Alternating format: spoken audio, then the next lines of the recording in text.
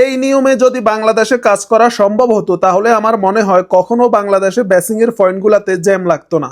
আমরা যখন বাংলাদেশে কাজ করতাম বেসিং এর পয়েন্টগুলো 1.5 ইঞ্চি অথবা 1.5 ইঞ্চি পাইপ দিয়ে কানেকশন করতাম, কিন্তু সৌদি আরবে আমরা এগুলা 2 ইঞ্চি পাইপ দিয়ে কানেকশন করি, কারণ সৌদি আরবে বাথরুমের ভিতরে যথেষ্ট পরিমাণ জায়গা থাকে, বা সৌদি আরবে ওরা দাফনিয়া বেশি করে ফ্লোর বেশি উঁচা করে, যার কারণে 2 ইঞ্চি পাইপ দিয়ে করলে সমস্যা হয়। এটা হচ্ছে সৌদি আরবের একটা কাজ। অনেক ভাই এখনো কমেন্ট করে বলে আমরা কেন ওয়েস্ট ওয়াটার পয়েন্টটা বাথরুমের মাঝখানে দিই, এটা তো বাংলাদেশের মতো বাথরুমের এক পাশে দিলেই হয়। আসলে এটা হচ্ছে সৌদির মেজাজ।